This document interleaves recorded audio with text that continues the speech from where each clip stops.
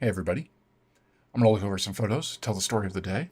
That's kind of the whole point of this format and recording that I do, because I didn't record any videos on this, the 20th of June. It's the day before my birthday, if that makes a difference to anything. Um, and I saw birds while I was out there. I went with my regular group every week, and we went to the same location as one of the other groups that I was at the week before. So a lot of the same things, like Steller's Jay, some lazuli bunting. I got a better shot of the yellow-breasted chat, if that will load. I am double clicking. There it is. Some pretty cool stuff like that. Definitely, more of the pine siskin. You see the yellow to them and everything. I will say that there were two pretty cool highlights from this particular day. Also, here's a landscape shot I got of the mountains there. That was cool. The white-breasted nuthatch, saw them repeatedly throughout the day as they were coming in and landing on these pines and then going in. And I thought they were grabbing one of the seeds out of this, flying back to the trunk, and then slamming the trunk onto, taking the, in order to crack the nut and get at the seed inside. I thought that's what was happening. It is not. I only realized it while I was editing, and I went, oh, no, it's pulling out grubs. It's grabbing food, and then I just flying over, and it's still bashing it after every one that it grabs in its beak. It does that, I guess, to kill it. Maybe it prefers them beaten and not stirred. I don't know. So that was really cool. We did see more of the McGillifray's warbler. That was a brand new one the week before. Super happy to see it again and get some more photos of it. Some turned out better than others, but like super happy to see that again. It was really cool. We chased for a while. We did not manage to actually get any photos of it, but we were hearing oven birds a lot. So I'm hoping to go back at some point and see that. But the other highlight of the day was this series of photos I got of the broad-tailed hummingbird and a squirrel. I looked up, they said it there. One of the experts said what the name of it was, but I had to look it up because I'd already forgotten it. I remember it now. It's Aberts. That's just the breed of squirrel, the black squirrel with the pointed ears. I think they are kind of local to the Rocky Mountains, like a lot of things.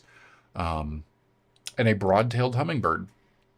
This broad-tailed hummingbird was not particularly happy with the squirrel, so I got a lot of photos of it as it was kind of bombing the squirrel, and like it didn't actually hit it at any point because the squirrel had something. I thought for a moment that could very possibly be the body of a young hummingbird that it grabbed out of the nest and was chowing down on, which would be horrific, but it does happen. Not the case. I think that's some kind of nut or seed or some, I don't know, a piece of food that somebody dropped, something there that it was going after. But this there must have been a nest nearby because this broad-tailed, why do I keep doing that? The broad-tailed hummingbird was not happy about the squirrel at all and kept doing, I didn't actually get it at any point where it was right close to it because it was keeping its distance, but it was fully making sure the squirrel knew, hey, I don't want you over here.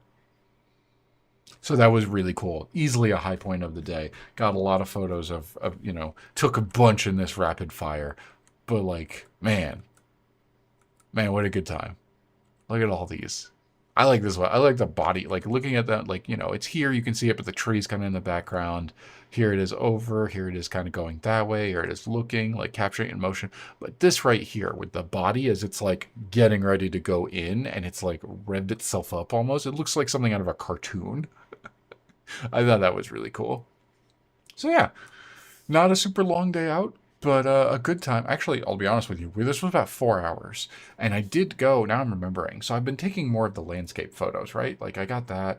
I wanted to do some nature while I was out there as well and take some photos of it. And instead, what I did was I carried around a bag on my shoulder, which I've tried to stop doing because when you just have one and it's heavy, it pulls on that one shoulder. That's why I like the vest or a backpack or something that spreads out the weight more evenly.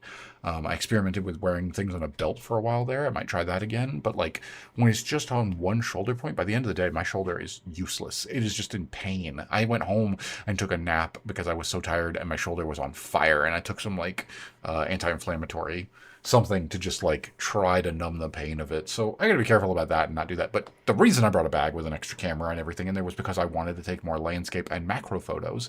And so I bought a ring light to go on the end of my macro lens, and I really did. And I walked this whole day, and at no point did I ever go, I'm gonna stop and take a photo with the macro lens. It was just not.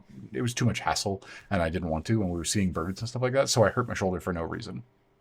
I've learned, I'm working on it. I'm working on a different bag system so I can carry it without hurting my shoulder and carry a macro lens still so I can do that because I want to learn the different things. And I was taking pictures of the other animals out there, like the butterfly was really cool. There was another one that I took a picture of at some point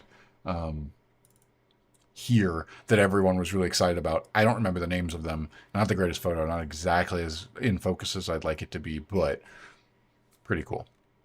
It was a great day out. And that hummingbird for sure was a highlight of the day, without a doubt. Great time. All right. Bye, buddy.